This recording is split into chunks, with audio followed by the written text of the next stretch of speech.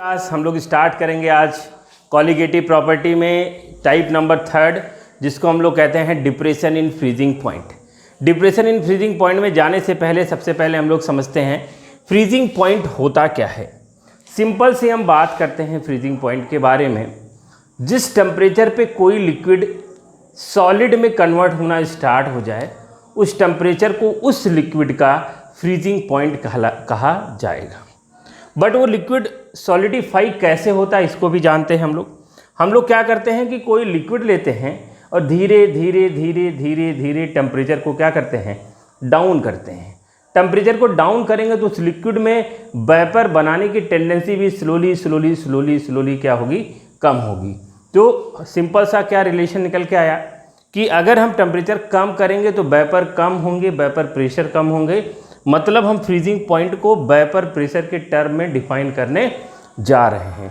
तो हम लोग कहते हैं the temperature at which vapour pressure of any liquid is equal to vapour pressure of solid is called freezing point. उसको हम लोग क्या कहते हैं, फ्रीजिंग पॉइंट कहते हैं। अगर हम इसका एक ग्राफ ड्रॉ करने की कोशिश करते हैं तो हम लोग कहते हैं कि ये टेम्परेचर है और ये आपका क्या है, वेपर प्रेशर है। अब हम कोई लिक्विड लेते हैं, लिक्विड लेंगे तो टेम्परेचर को धीरे धीरे धीरे धीरे हम लोग क्या करेंगे, कम करेंगे। लिक्विड एक नॉर्मल रूम टेम्परेचर पे कहीं यहाँ रहता है। अगर मैं कहता हूँ ये normal room temperature 37 degree C है ना, तो ये आपका कोई लिक्विड है 37 डिग्री सी पे लिक्विड है और ये लिक्विड का वेपर प्रेशर है। This is the vapour pressure of liquid. ये हमने यहाँ इंडिकेट कर दिया। अब अगर हम कहते हैं कि ये आपका एक टेम्परेचर है जिस टेम्परेचर पे आपका इस लिक्विड का वेपर प्रेशर भी बहुत कम हो जाता है। मतलब इस टेम्परेचर को लाने के लिए आपको क्या करना पड़ेगा, यहाँ मैंने एक लिक्विड ले रखा है और इस लिक्विड के टेम्परेचर को धीरे धीरे धीरे धीरे धीरे धीरे धीरे धीरे कम कर दे रहे हैं और इस पॉइंट पे आने के बाद ये लिक्विड क्या हो गया, आपका सॉलिड हो गया। ये क्या हो गया, आपका सॉलिड हो गया। मतलब ये लिक्विड टेम्परेचर को कम करते करते करते करते करते हम लिक्विड को क्या कर दिए, सॉलिडिफाई कर दिए। और इसको हम अगर नीचे ड्रॉ करेंगे तो यहाँ एक टेम्परेचर निकलेगा जिसको हम लोग TF0 कहते हैं। And this TF0 is called freezing point of this liquid. इस टेम्परेचर पे इस लिक्विड का वेपर प्रेशर इस यहाँ जो सॉलिड होगा उस सॉलिड के क्या हो जाएगा, इक्वल हो जाएगा। तो हम लोग क्या कहेंगे, द टेम्परेचर, क्या कहेंगे, the temperature at which vapour pressure of any liquid equal to vapour pressure of solid is called freezing point. अब देखो सिंपल सी बात करें, vapour pressure of any liquid equal to vapour pressure of solid. मतलब क्या है, वो liquid आपका सॉलिडिफाई हो गया है तभी तो सॉलिड के वेपर प्रेशर के इक्वल उसका वेपर प्रेशर हुआ है। कहा जा रहा है लिक्विड क्योंकि लिक्विड था अब सॉलिड हो गया है। तो अगर यहाँ मेरा वाटर था यहाँ आइस हो गया है, आइस का कुछ जो वेपर होगा ना के बराबर निग्लिजिबल जो वेपर होगा तो निग्लिजिबल उसका वेपर प्रेशर भी होगा। तो जो निग्लिजिबल वेपर प्रेशर है आइस का, अगर किसी लिक्विड का वेपर प्रेशर उस आइस के निग्लिजिबल वेपर प्रेशर को अचीव कर लेगा जिस टेम्परेचर पे, उसी टेम्परेचर को उस लिक्विड का हम लोग क्या कहते हैं, फ्रीजिंग पॉइंट कहते हैं। This is called freezing point of that liquid. तो ये हो गया आपका डिफिनीशन फ्रीजिंग पॉइंट का। लेकिन हमको ये नहीं पढ़ना है, हमको पढ़ना है depression in freezing point, freezing point का कम हो जाना। तो उसको हम लोग समझते हैं सिंपल से डिफिनीशन या सिंपल से डायग्राम से। अब हम लोग पढ़ रहे हैं कॉलिगेटिव प्रॉपर्टी।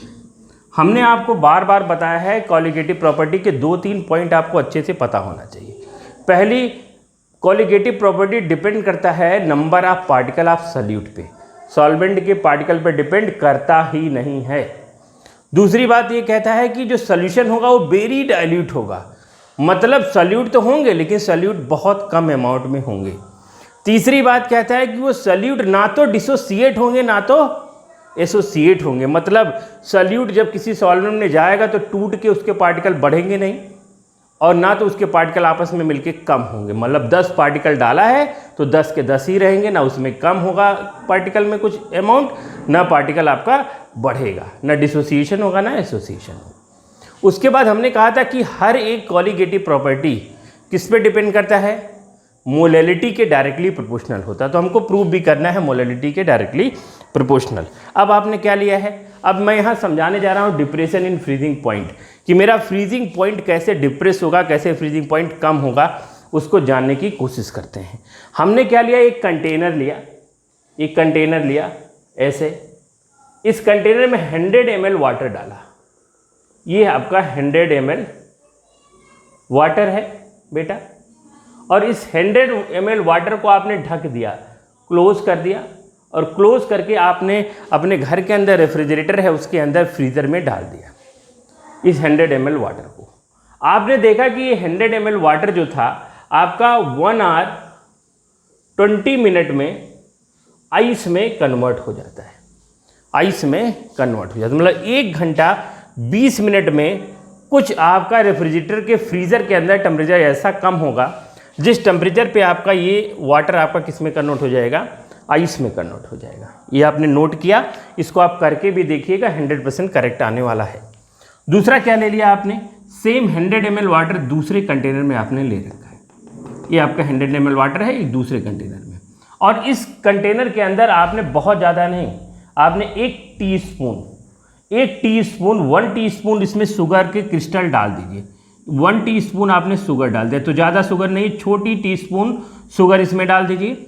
और इस शुगर डालने के बाद आप फिर से अपने फ्रीज़र के अंदर इस 100 ml सॉल्यूशन को रख दीजिए। अब ये आपका सॉल्यूशन है, आप देखेंगे चेंज, क्या चेंज देखेंगे, जब 1 घंटे 20 मिनट बाद, आफ्टर 1 आवर 20 मिनट बाद आप इसको ओपन करेंगे तो आपका ये शुगर कंटेनिंग सॉल्यूशन सॉलिडिफाई नहीं हुआ है। सॉलिडिफाई होना स्टार्ट हो चुका होगा, हो सकता है कुछ ऊपर के लेयर पे जैसे आपका होता है ना, आइस फ्रीज करता है वैसा कुछ सॉलिडिफाई हो गया होगा, लेकिन कंप्लीट सॉलिडिफाई नहीं होगा। फिर आप क्या करोगे, इसको आप और थोड़े समय के लिए उसमें रखोगे, और थोड़े समय का मतलब क्या है, अगर आप इसको 1 आवर 40 मिनट के लिए रखते हो तो आप देखोगे कि ये सॉल्यूशन आपका क्या हो गया, आपका सॉलिड हो गया। तो आपने सोचा इसमें ऐसा क्या हो रहा है, क्या दिक्कत है, क्या प्रॉब्लम है, ये आपको समझना पड़ेगा। कैसे समझोगे इसको, आपने जब वाटर लिया, प्योर सॉल्वेंट लिया तो टाइम कम लिया, और जब उसमें शुगर के क्रिस्टल डाल दिया जो नॉन वोलेटाइल होते हैं तो टाइम ज़्यादा लगा, मतलब यहाँ टेम्परेचर थोड़ा और कम करने की क्या पड़ी, आपको ज़रूरत पड़ी। ऐसा क्यों हो रहा है इसको समझना है, क्योंकि आपको पता है कि आपका वेपर प्रेशर कम हो रहा है, और वेपर प्रेशर कब कम होगा, जब टेम्परेचर डाउन होगा, तभी आपका वेपर प्रेशर कम होगा। और वेपर प्रेशर कम होते होते होते जब सॉलिड के वेपर प्रेशर की इक्वल हो जाएगा तो आपका कोई भी सोल्यूशन रहे या लिक्विड रहे सॉलिडिफाई हो जाएगा, वही टेम्परेचर उस सॉल्वेंट या उस सोल्यूशन का क्या कहलाता है, फ्रीजिंग पॉइंट कहलाता है। आपको पता है कि जब आपने इसके अंदर शुगर के क्रिस्टल डाले होंगे तो आपने जिस भी टेम्परेचर पे रखे होंगे, आपका इस सोल्यूशन के अंदर इस सरफेस पे 2 लोग होंगे। सरफेस पे कौन कौन होगा ये भी समझना है, सरफेस पे शुगर के भी क्रिस्टल होंगे और सरफेस पे वाटर के भी मॉलिक्यूल होंगे। और मैंने आपको स्टार्टिंग में ही बताया है कि शुगर के मॉलिक्यूल आपके वेपोराइज नहीं होते हैं। तो अगर सरफेस पे आपके 2 टाइप के मॉलिक्यूल हैं जिसमें वाटर भी है और शुगर भी है, तो शुगर आपका वेपराइज नहीं होता है, तो शुगर के वेपर नहीं बनेंगे, तो वेपर प्रेशर कम हो जाएगा। वेपर प्रेशर कम होता जाएगा तो वेपर प्रेशर कम हो जाएगा तो टेम्परेचर भी कम करना पड़ेगा। टेम्परेचर कम करना पड़ेगा तो टेम्परेचर डिक्रीज हो जाएगा, और इसी डिक्रीमेंट को हम लोग क्या कहते हैं, डिप्रेशन इन फ्रीजिंग पॉइंट। अब जो बात मैंने यहाँ बता रखी वही बात आपके टेक्स्ट बुक में जाओगे तो आपके टेक्स्ट बुक में इसको ग्राफ से समझाने की कोशिश की गई है। तो हम भी इसको ग्राफ से समझने की कोशिश करते हैं। हमको अच्छी तरह से समझ में आ गया कि अगर किसी भी सॉल्वेंट के अंदर हम नॉन वोलेटाइल सब्सटेंस को मिलाते हैं तो उस सॉल्वेंट को फ्रीज करने के लिए हमको ज़्यादा टाइम या कम टेम्परेचर की ज़रूरत पड़ेगी। तो उसका हम एक ग्राफिकल रिप्रेजेंटेशन देखते हैं बढ़िया से। कैसे देखेंगे, यहाँ मैंने टेम्परेचर लिख रखा है और यहाँ आपका वेपर प्रेशर है। ये आपका प्योर सॉल्वेंट है, ये क्या है आपका प्योर सॉल्वेंट है, और यहाँ से चला और धीरे धीरे धीरे धीरे आपका यहाँ कहीं आके यहाँ कहीं आके ये आपका वेपर प्रेशर इस पॉइंट पे, ये जो वेपर प्रेशर यहाँ अचीव हुआ है, ये वेपर प्रेशर इस सॉल्वेंट का वेपर प्रेशर सॉलिड के इक्वल हो जाएगा। और सॉलिड के इक्वल हो जाएगा तो आपने कहा सर ये बॉइलिंग पॉइंट जिसको हम TF नॉट कहते हैं, दिस TF नॉट हम लोग कहते हैं TF not equal to boiling point नहीं, freezing point of pure solvent.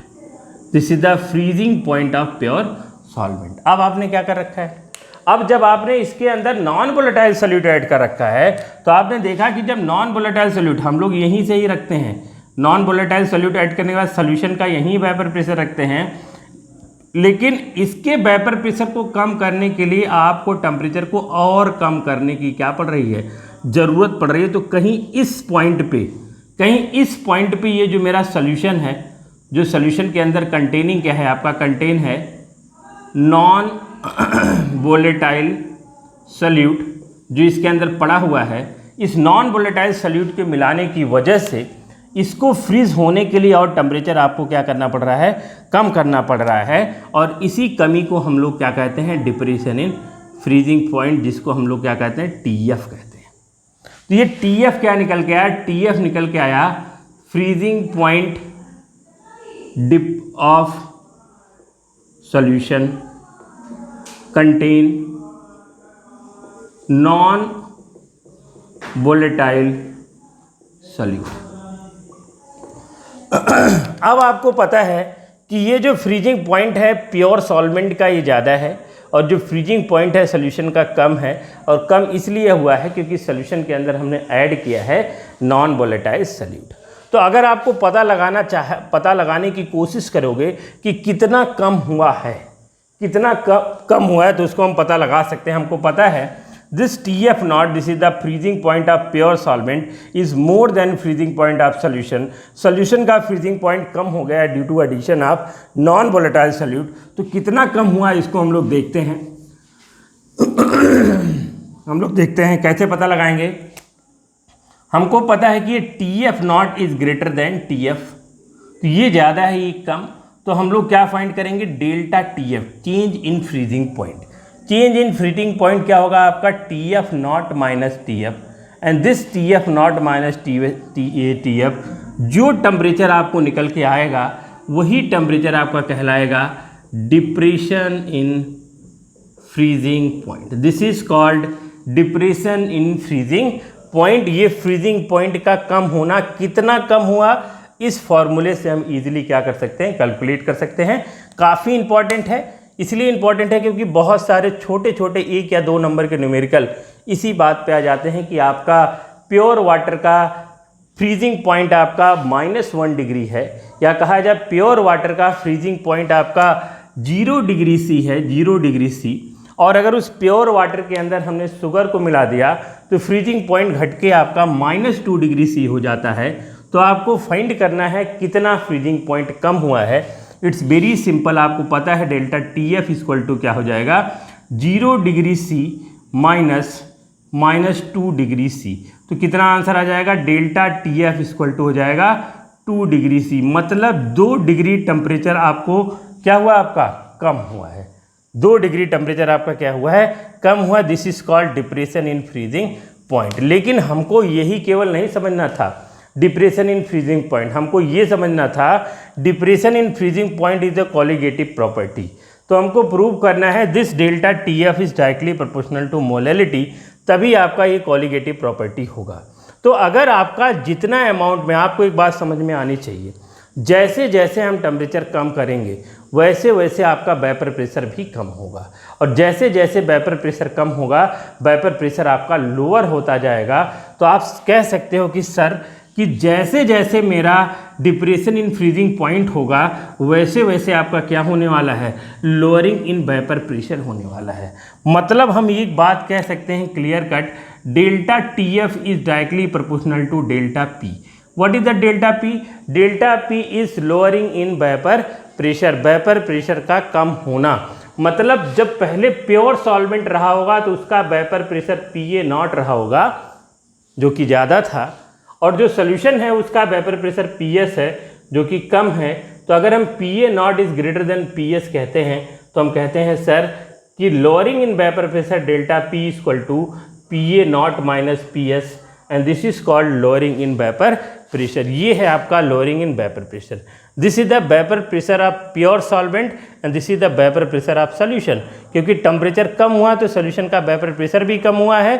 इस तरह से अगर हमको चेंज इन वेपर प्रेशर देखना है तो डेल्टा P निकल के आता है। आपने पढ़ रखा है Raoult law for non volatile solute के लिए एक डेरिवेशन, जिसमें आपने कहा है relative lowering in vapour pressure. Relate करेंगे तो किससे रिलेट करेंगे? सॉल्वेंट के वेपर प्रेशर से। जो आपने कहा था कि PA0 minus PS upon PA0 equal to mole fraction of non volatile solute. This is the mole fraction of non volatile solute. इसको कहते हैं लोअरिंग इन वेपर प्रेशर, इसको कहते हैं relative lowering in vapour pressure is equal to mole fraction of non volatile solute. और 100% correct है बेटा। जितना ज़्यादा आपका नॉन वोलेटाइल सॉल्यूट होगा उतना ज़्यादा कम आपका क्या होगा? लोअरिंग इन वेपर प्रेशर, उतना ज़्यादा वेपर प्रेशर कम होता जाएगा। सिंपल सी बात है।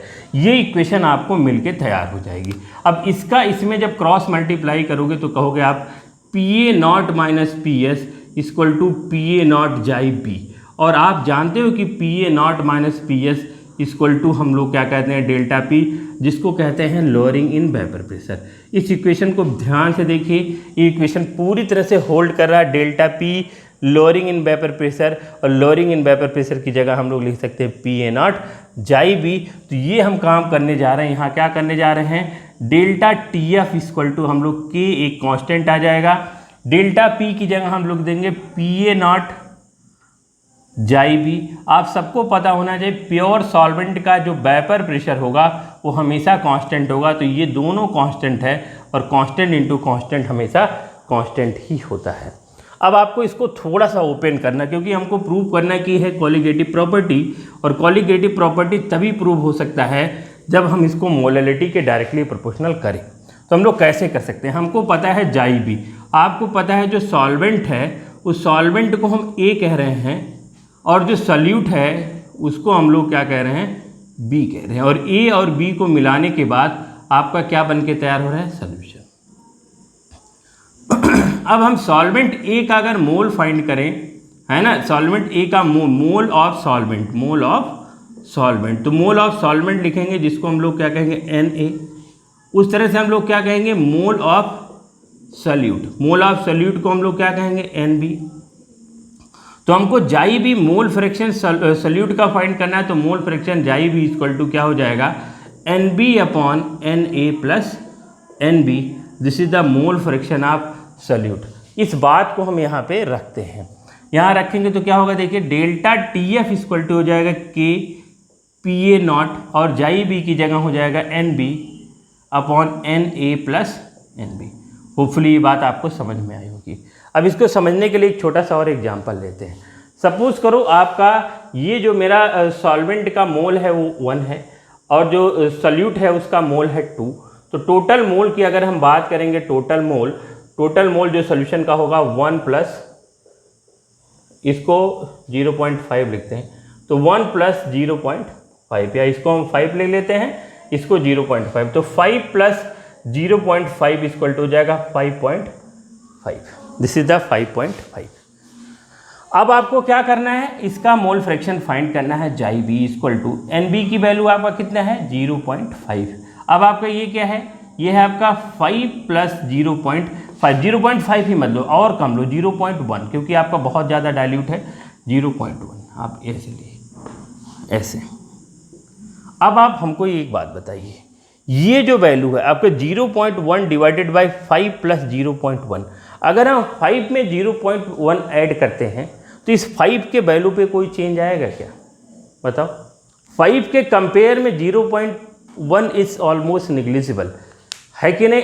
निग्लिजिबल। आपको कहा जाए कि आप 5 रुपया लेके जाओ और आपसे कहा जाए कि 0.1 रुपया लेके जाओ, तो 5 and 0.1 is very large difference, very large difference. यहाँ 5 और 0.1 का मतलब समझो कि सॉल्वेंट बहुत ज़्यादा है और सॉल्यूट बहुत कम है।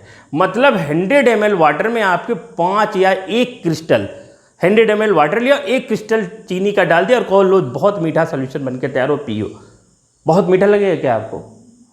बहुत कम मीठा लगेगा, इवन आपको फील ही नहीं होगा कि ये मीठा भी है।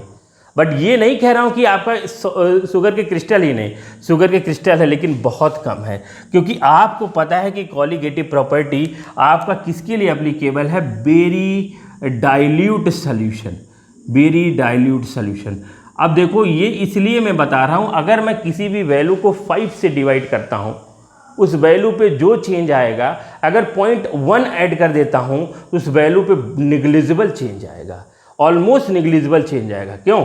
तो ऑलमोस्ट निग्लिजिबल चेंज आएगा तो वेरी डाइल्यूट के लिए मैं लिख सकता हूँ यहाँ पे सिंपल कि sir Na plus Nb is almost equal to Na, लगभग ये Na के ही बराबर है। 5 plus 0.1 is almost equal to 5, उसको हम नियर अबाउट 5 ही लिख सकते हैं, उसमें कोई दिक्कत नहीं है। तो अगर मैं ऐसा करता हूं कुछ, तो यहाँ देखिए क्या होगा, डेल्टा TF इक्वल टू हो जाएगा KPa0 into NB upon Na। It's very important, बहुत इंपॉर्टेंट बात हमने आपको बता रखी है। अब आपको इस Na को ओपन करना है। Na क्या है? Na है mole of solvent. Mole of solvent equal to क्या होता है? Given mass of solvent upon molar mass of solvent. तो हम लोग इस बात को यहाँ पे रख देते हैं, तो क्या होगा देखिए, delta TF equal to KPa0 into NB upon WA upon Ma। यहाँ WA क्या है? गिवन मास किसका? सॉल्वेंट का, हाँ सॉल्वेंट का, और Ma क्या है? मॉलिक्यूलर मास सॉल्वेंट का। अब मैं इसको यहाँ मिटा रहा हूँ, इसी बात को यहाँ पे देखिए आप। तो मेरा फॉर्मूला क्या निकल के आया? मेरा फॉर्मूला निकल के आया delta TF equal to KPa0 into NB mole of solute upon given mass of solvent upon molar mass of solvent. ये बात मुझको मिला है। अब ये पूरी वैल्यू यहाँ ऊपर चली जाएगी, और पूरी वैल्यू ऊपर जाएगी तो क्या होगा? Delta TF equal to KPa0 into Ma into NB upon WA। अब आप याद करो इसी समय मोलैलिटी का डेफिनेशन। मोलैलिटी कहता है number of mole of solute present in 1 kg of solvent is called molality. मतलब यहाँ कंसंट्रेशन अमाउंट, जो concentration mean expression of amount of solute, solute को के अमाउंट को एक्सप्रेस कर रहे हैं किसमें? सॉल्वेंट में। और how to define molality? Number of mole of solute present in 1 kg of solvent is called molality. अब यहाँ डेफिनेशन देखिए, number of mole of solute present in 1 kg mass of solvent is called molality. मतलब इसके और इसके ratio को हम यहाँ क्या कहते हैं? यहाँ हम इसको क्या कहते हैं? मोलैलिटी कहते हैं। This is called molality. यहाँ K कांस्टेंट है, वेपर प्रेशर प्योर सॉल्वेंट का कांस्टेंट है, मॉलिक्यूलर मास आपका सॉल्वेंट का कांस्टेंट है, ये पूरी की पूरी वैल्यू कांस्टेंट है। तो अगर इस कांस्टेंट को हटाएंगे तो प्रोपोर्शनल का साइन आएगा, तो हम लोग कह सकते हैं कि delta TF is directly proportional to NB upon WA, और NB अपॉन WA को मोलैलिटी कहते हैं। तो हम लोग कह सकते हैं delta TF is directly proportional to molality. अगर यहीं तक केवल एग्जाम में आता है तो हम बता देंगे delta TF that is called depression in freezing point is colligative property. ये आपका एक कॉलिगेटिव प्रॉपर्टी है, और ये बात प्रूव हो चुका है कि delta TF is directly proportional to molality. अब इसके आगे भी थोड़ी सी कहानी है, उस थोड़ी सी कहानी को समझते हैं और इस प्रोपोर्शनल साइन को हटाते हैं। यहाँ तक तो एक क्वेश्चन हो जाएगा जिसको हमने आपको बताया, कल को अगर डेरिवेशन आता तो ये आपका काफ़ी इंपॉर्टेंट है, और इस पर आपके बहुत सारे न्यूमेरिकल पूछे जाते हैं। तो आपको करना क्या है? कुछ नहीं करना है, आपको इस प्रोपोर्शनल साइन को हटाना है। प्रोपोर्शनल साइन को हटाएंगे तो डेल्टा TF, यहाँ एक अलग से कांस्टेंट आएगा जिसको हम लोग KF कहते हैं, और KF इंटू हो जाएगा मोलैलिटी। ये इस पे खूब सारे न्यूमेरिकल पूछे जाते हैं बेटा, और KF को कहते हैं, जैसे वहाँ KB आया था depression elevation in boiling point में, उसको हम लोग क्या कहते थे? इबिलोस्कोपिक कांस्टेंट। तो इसको KF को कहते हैं cryoscopic constant. This is called cryoscopic constant, तो KF को हम लोग कहते हैं, KF को कहते हैं क्रायोस्कोपिक कांस्टेंट। और अगर इस कांस्टेंट की यूनिट फाइंड करना हो तो it's very simple, KF equal to क्या हो जाएगा, आपको पता है delta TF upon molality. Delta TF का यूनिट हो जाएगा डिग्री C और मोलैलिटी को कहते हैं मोल पर kg। तो यूनिट आएगा KF का डिग्री C मोल पर kg। और हमको पता होना चाहिए जो प्योर वाटर है, प्योर वाटर का KF की वैल्यू, ये रट लेना है, याद कर लेना है, 1.86 डिग्री C मोल पर kg। This is the cryoscopic constant for pure water. खूब सारा न्यूमेरिकल में ये वैल्यू आपको क्या करना है, आएगा, आपको ये वैल्यू याद होनी चाहिए। जो बातें मैंने आपको किस में रखा है, जो ब्रैकेट में ले रखा है, वो सारी बातें आपको पता होनी चाहिए। ये आपका है किसका, प्योर वाटर का क्रायोस्कोपिक कांस्टेंट, ठीक है ना। तो इतनी बातें मैंने आपको बताई है, केजी में मैंने यूनिट यूज़ किया है। आपके बुक के अंदर, टेक्स्ट बुक के अंदर देखेंगे तो सम टाइम क्वेश्चन आपका ग्राम में भी पूछा जाता है, तो ग्राम के लिए आपको बहुत परेशान होने की ज़रूरत नहीं है। मैं इसको मिटाता हूँ, अब इसको मैं ग्राम में कन्वर्ट करने की कोशिश करता हूँ। जब मैं ग्राम में कन्वर्ट करूँगा तो आपको हैरान होने की ज़रूरत नहीं है। आपको पता है sir delta TF equal to होता है KF, और यहाँ मोलैलिटी को हम कहते हैं number of mole of solute upon mass of solvent, किस में होगा आपका kg में, WA किस में होगा kg में। अब इस मोल को हम ओपन करते हैं, NB equal to given mass किसका हो जाएगा, सॉल्यूट का, मोलर मास किसका हो जाएगा, सॉल्यूट का।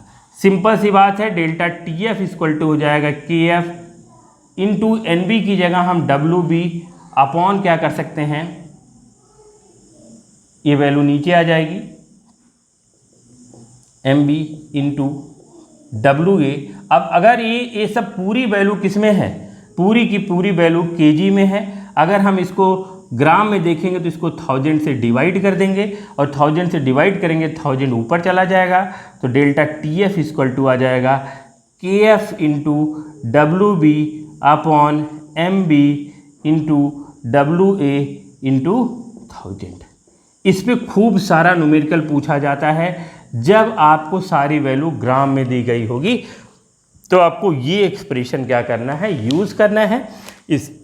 इसमें KF क्या है, आपका क्रायोस्कोपिक कांस्टेंट है, W क्या है, गिवन मास ऑफ सॉल्यूट है नॉन वोलेटाइल का, ये मोलर मास है सॉल्यूट का, और ये आपका WA क्या है, आपका गिवन मास ऑफ सॉल्वेंट।